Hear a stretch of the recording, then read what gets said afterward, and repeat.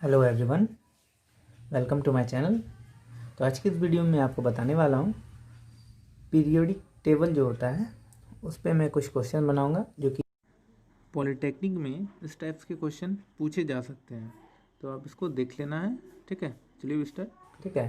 तो ये जो है इनऑर्गेनिक से है, तो आप वीडियो के अंत तक बने रहना, क्योंकि मैं इस वीडियो में आपको बताने वाला हूँ कि जो कुछ टिप्स एंड ट्रिक्स भी देने वाला हूँ, जैसे कि लेफ़्ट से जब राइट जाते हैं तो एलिमेंट जो होता है उसका मेटेलिक कैरेक्टर जो होता है वो बढ़ता है या घटता है। ऊपर से नीचे जाने पे मेटेलिक कैरेक्टर घटता है या बढ़ता है।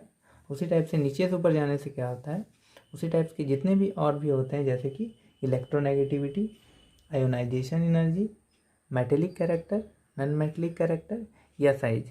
तो ये सब जो है लेफ़्ट से राइट जाने पे क्या होता है, अप से डाउन जाने के लिए क्या होता है, इसी टाइप्स के कुछ क्वेश्चन मैं बनाऊंगा। और मैंने एक चार्ट भी बनाया है, जिस चार्ट शो करेगा आपको ये सब कि लेफ़्ट से राइट जाने पे क्या होता है और राइट से लेफ़्ट जाने पे क्या होता है। ठीक है। और मैं अंत में कुछ क्वेश्चन भी कराऊंगा जो कि आपको पॉलिटेक्निक के क्वेश्चन से रिलेटेड होगा, तो वीडियो को पूरा देखना। वीडियो के अंत तक बने रहिएगा। वीडियो स्टार्ट करते हैं। तो आप देख सकते हैं ये चार्ट है जो कि मैंने आप लोग के लिए बनाया है, जो कि शो कर रहा है, ये जो है ये पीरियड को शो कर रहा है। मीन्स पीरियड लेफ़्ट से राइट जाने पे क्या होगा और ऊपर से नीचे जाने पे क्या होगा, ये ग्रुप है। ठीक है। तो आप देख सकते हैं इलेक्ट्रोनेगेटिविटी जो होता है वो लेफ़्ट से राइट जाने पे क्या होता है, इंक्रीज होता है या डिक्रीज होता है। ये सब बहुत ज़्यादा कन्फ्यूजिंग क्वेश्चंस होते हैं जो कि अधिकतर स्टूडेंट जो होते हैं उनको कन्फ्यूजन होता है। जैसे कि कोई सोचते हैं कि एटॉमिक रेडियस जो होता है वो ऊपर से नीचे जाने पे क्या होगा, बढ़ेगा, घटेगा या क्या होगा। तो अगर ये आप ये चार्ट देख के एग्ज़ाम देने जाइएगा तो आपको जो होगा एग्ज़ाम देने में थोड़ा तो आसानी होगा। ठीक है। ऑब्जेक्टिव जो आते हैं उसको आपको आसानी से हो सकता है। ठीक है। तो चलिए स्टार्ट करते हैं।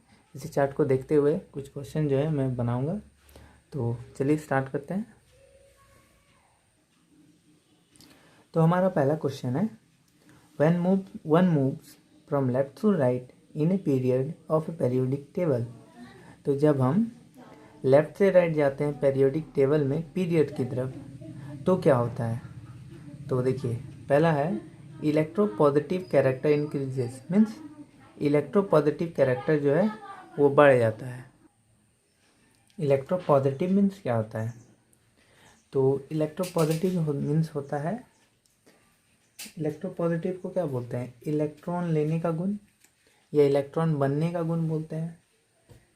पॉजिटिव बनने का गुण, तो पॉजिटिव बनने का गुण मीन्स क्या होता है, किस में होता है, तो मेटल में।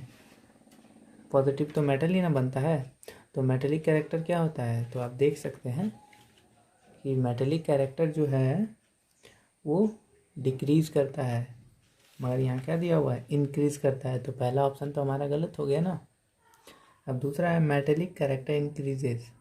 तो आपने भी देखा मेटेलिक कैरेक्टर तो घटता है ना लेफ्ट से राइट जाने में, तो डिक्रीज हो रहा है, तो ये भी गलत हो गया। आप देख सकते हैं एटॉमिक रेडियाई इंक्रीज लिखा हुआ है, तो एटॉमिक रेडियाई जो है वो बढ़ता है या घटता है, तो ये भी देख सकते हैं घटता है, मगर यहाँ क्या लिखा हुआ है, increases. Basic nature of oxide of element decrease, तो बेसिक नेचर जो होता है क्या होता है, वो डिक्रीज होता है लिखा हुआ है, जो कि सही है, आप देख सकते हैं। तो इससे पता चलता है कि जो टेबल है, मैंने जो टेबल चार्ट बनाया है वो सही है। ठीक है। तो आप इस पर विश्वास कर सकते हैं। ठीक है ना। आप इसको याद करके अगर जाइएगा तो आसानी से आपको मिल जाएगा, समझ में आ जाएगा। ठीक है। तो देखिए हमारा क्वेश्चन नंबर डी जो है वो करेक्ट आंसर है। तो इससे आपको पता चला कि जो क्वेश्चन था, जो चार्ट है वो सही है। चलिए अब देखते हैं दूसरा क्वेश्चन क्या। तो हमारा दूसरा क्वेश्चन है, Octave law was propounded bye. Octave law किसके द्वारा बना था, तो आपको पता होना चाहिए कि तो ये किसके द्वारा बनाया गया था? प्रोपाउंडेड मीन्स होता है किसके विचार में सबसे पहले आया, तो उससे किसके विचार में आया था? तो न्यूलैंड। ठीक है, तो ये तो आपको पता होना ही चाहिए, इसमें तो कोई लॉजिक है नहीं। अब है third question, when one move down in a group the ionic radii of atoms, क्या होता है? आयोनिक रेडियाई, जब ऊपर से हम नीचे जाएंगे, तो जब हम ऊपर से नीचे जाएंगे तो आप देख सकते हैं चार्ट में आयोनिक रेडियाई जो है ऊपर से नीचे जाने में क्या होता है? इंक्रीज होता है। तो हमारा ऑप्शन क्या होगा? Increase, B number. ठीक है, अब देखिए तीसरा है, the property which saw an increasing trend when one moves down in a group. तो जब हम ऊपर से नीचे की ओर जाएंगे तो कौन सा प्रॉपर्टी बढ़ता है? तो आप देख सकते हैं इलेक्ट्रोनेगेटिविटी लिखा हुआ है, तो देखते हैं इलेक्ट्रोनेगेटिविटी जो है वो क्या है। तो इलेक्ट्रोनेगेटिविटी देख सकते हैं ये क्या हो रहा है? डिक्रीज हो रहा है। तो इलेक्ट्रोनेगेटिविटी डिक्रीज हो रहा है तो ये तो होगा नहीं। उसी टाइप से इलेक्ट्रॉन एफिनिटी दिया हुआ है, तो देखते हैं इलेक्ट्रॉन एफिनिटी। ये देखिए इलेक्ट्रॉन एफिनिटी जो है वो डिक्रीज कर रहा है, जो कि ये भी गलत हो गया, ये भी नहीं होगा। अब है आयोनाइजेशन एनर्जी, तो आयोनाइजेशन एनर्जी भी देखिए ये है, आयोनाइजेशन एनर्जी जो है ये भी डिक्रीज कर रहा है, तो तीनों तो डिक्रीज किया। मेटलिक कैरेक्टर देखते हैं, तो मेटलिक कैरेक्टर देखिए ये क्या होता है? ये बढ़ता है, तो यही हमारा सही हो गया। तो ऑप्शन नंबर डी करेक्ट है। तो ये क्वेश्चन नंबर 4 तक हुआ। तो हमारा क्वेश्चन नंबर 4 है, fourth and fifth period are called. तो फोर्थ और फिफ्थ पीरियड को क्या बोलते हैं? शॉर्ट पीरियड बोलते हैं, लॉन्ग पीरियड बोलते हैं, या वेरी लॉन्ग पीरियड बोलते हैं, या शॉर्ट पीरियड बोलते हैं। तो ये कैसे पता चलेगा? तो देखिए पहले तो शॉर्ट पीरियड होता क्या है, तो चलिए हम लोग पीरियोडिक टेबल को देखते हैं और उसमें जो है पीरियड को देखेंगे, तो उसको देखते हुए पता करेंगे।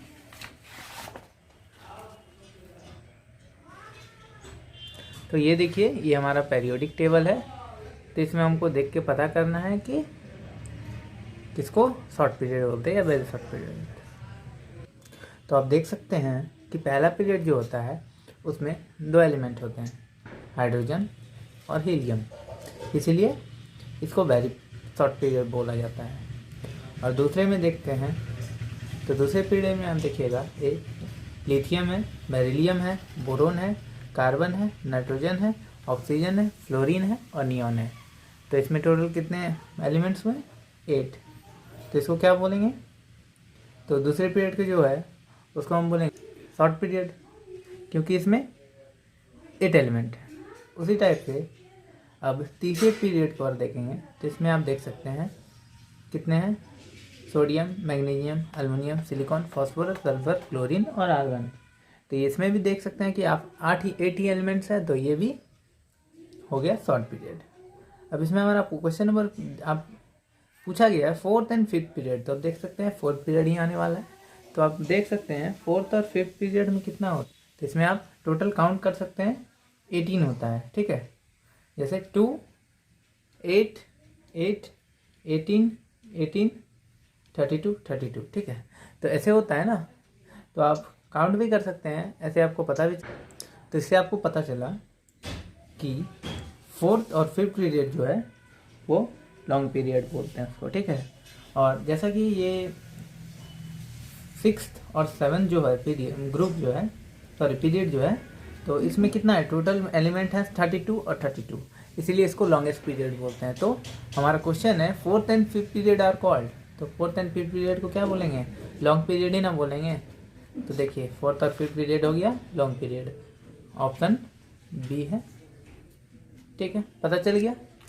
उसी टाइप से अब हम करेंगे क्वेश्चन नंबर 6। तो हमारा क्वेश्चन नंबर 6 आप देख रहे हैं कि लिखा हुआ है element which are kept in zero group. तो जीरो ग्रुप में किसको रखा गया है?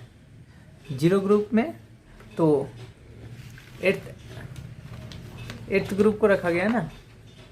यही वाला है ना, तो ये सबको क्या बोलते हैं, नोबल गैस बोलते हैं। तो आपको पता ही होगा, जीरो ग्रुप तो नोबल गैस का ही बोलते हैं, इसमें तो कोई कन्फ्यूजन होना नहीं चाहिए। ठीक है, अब क्वेश्चन नंबर हमारा 7th है कि scientist to give the periodic table. तो जो हम लोग पेरियोडिक टेबल को पढ़ते हैं वो किसके द्वारा बनाया गया था, मेंडलीफ, मोज़ले, डवरेनर या कुक। तो इसका ऑप्शन क्या होगा, मेंडलीफ होगा।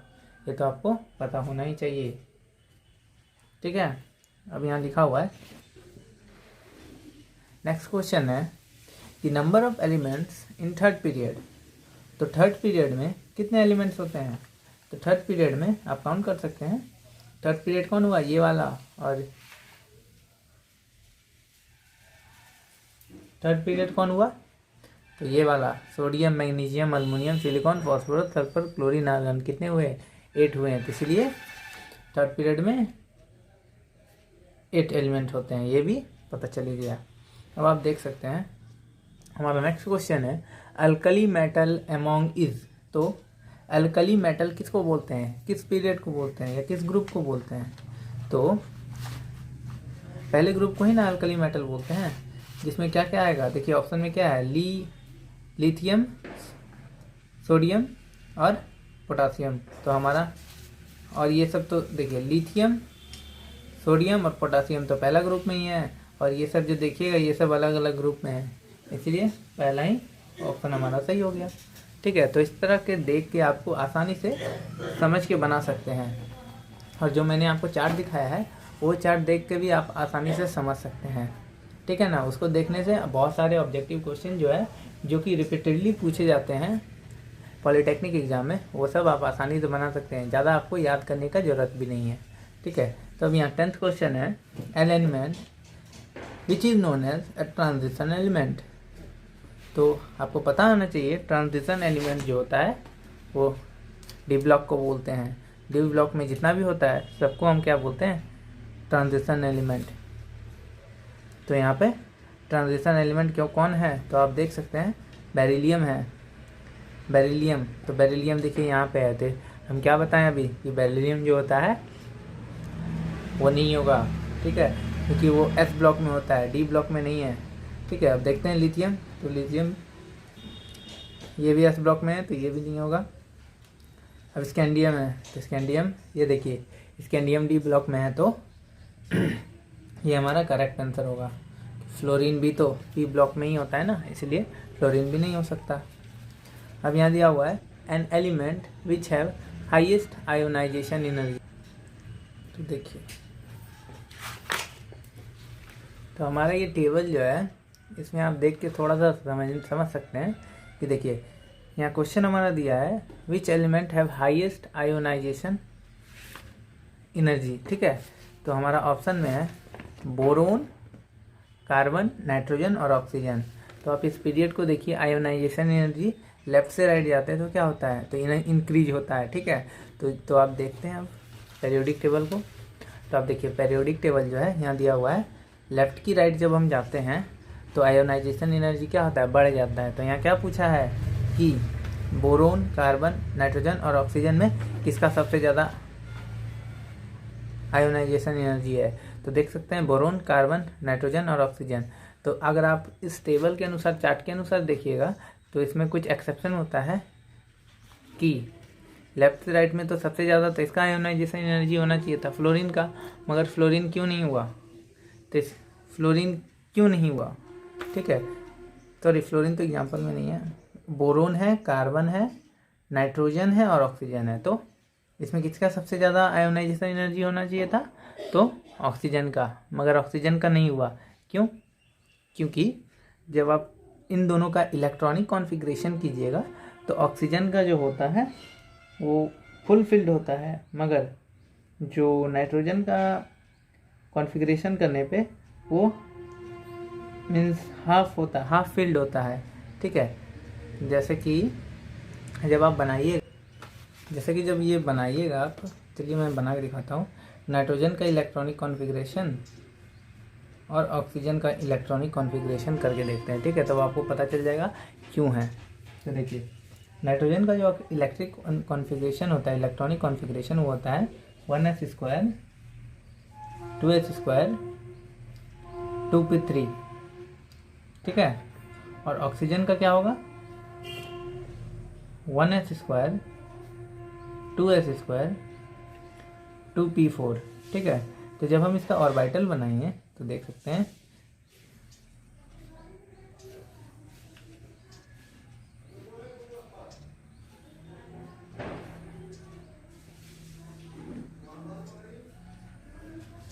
देखिए 3 होता है पी ऑर्बिटल में। तो देखते हैं, अब देखिए यहाँ क्या है, 1s² 2s² और 2p3 मीन्स इसमें 2 कितना होता है नाइट्रोजन का, तो नाइट्रोजन का 11 होता है। तो इसमें हमको 11 करना है, इसमें 8 करना है। तो देखिए इसको फिल करते हैं, जो इसका ऑर्बिटल होता है उसको फिल करके देखते हैं, ठीक है। ये 1 2 3 4 5 6, थोड़ा कन्फ्यूजन हो गया। इसका ऑर्बिटल जो होगा 1 2 3, पी का नाम को देखना था, तो पी में कितना है, 3 है। तो 1 2 और 3, तो जैसा कि आप देख रहे हैं इसमें 3 है और इसमें कितना है, 4 है। तो इसमें 1 2 3 और 4। तो ये जो आप देख रहे हैं नाइट्रोजन का ऑर्बिटल, उसमें आप क्या है, उसमें हाफ फील्ड है, तो उसमें एनर्जी कितना ज़्यादा निकलेगा, मोर एनर्जी लगेगा, ज़्यादा एनर्जी लगेगा उस पर। और ये तो हाफ फील्ड है ना, मीन्स ये तो थोड़ा, ये हाफ फील्ड था मगर ये तो है नहीं, इसलिए ये जो है लेस एनर्जी रिक्वायर करेगा, इसीलिए आयोनाइजेशन एनर्जी जो है नाइट्रोजन का सबसे ज़्यादा होता है, ठीक है। तो इसीलिए आयोनाइजेशन एनर्जी क्या होता है, आयोनाइजेशन एनर्जी वैसा एनर्जी होता है जो कि इलेक्ट्रॉन को रिमूव करने में मदद करता है वैलेंस शेल से। तो उसमें आप देख सकते हैं ये नाइट्रोजन का ही बढ़िया है ऑक्सीजन से, इसीलिए नाइट्रोजन जो है करेक्ट आंसर हो गया, ठीक है। तो नाइट्रोजन हमारा आंसर है। अब यहाँ हमारा नेक्स्ट क्वेश्चन है, क्वेश्चन नंबर 12 की नेक्स्ट क्वेश्चन है विच मोस्ट इलेक्ट्रोनेगेटिव एलिमेंट। तो सबसे ज़्यादा इलेक्ट्रोनेगेटिव एलिमेंट कौन सा होता है, तो देखते हैं चार्ट को। तो देखिए चार्ट जब देखिएगा तो मोस्ट इलेक्ट्रोनेगेटिव एलिमेंट, इलेक्ट्रोनेगेटिविटी है, लेफ्ट से राइट जाने पे इलेक्ट्रोनेगेटिविटी बढ़ता है। तो लेफ्ट से राइट जाके देखते हैं पीरियोडिक टेबल में। तो देखिए पीरियोडिक टेबल में लेफ्ट से राइट जब जाएंगे तो इलेक्ट्रोनेगेटिविटी बढ़ता है। तो यहाँ पूछा है क्वेश्चन हमारा, सबसे ज़्यादा इलेक्ट्रोनेगेटिव एलिमेंट कौन सा होता है, फ्लोरीन, क्लोरीन, आयोडीन या पोटासियम। तो देखिए यहाँ फ्लोरीन, क्लोरीन, आयोडीन, और फ्लोरीन जो होता है वो सबसे ज़्यादा इलेक्ट्रोनेगेटिव एलिमेंट क्यों होता है, तो फ्लोरीन सबसे ज़्यादा इलेक्ट्रोनेगेटिव एलिमेंट पीरियोडिक टेबल में आप देख सकते हैं लेफ्ट से राइट जाने में सबसे ज़्यादा इलेक्ट्रोनेगेटिव एलिमेंट फ्लोरीन को कहा जाता है। क्यों, क्योंकि ये सबसे ज़्यादा स्ट्रॉन्ग ऑक्सीडाइजिंग एजेंट है और जितना भी इलेक्ट्रॉन है वो सारे को एक्सेप्ट करता है, ठीक है, इलेक्ट्रॉन एक्सेप्ट करता है इसीलिए। और उसका जो इलेक्ट्रॉनिक कॉन्फ़िगरेशन होता है वो कुछ इस प्रकार है, इसलिए बना के दिखाता हूँ।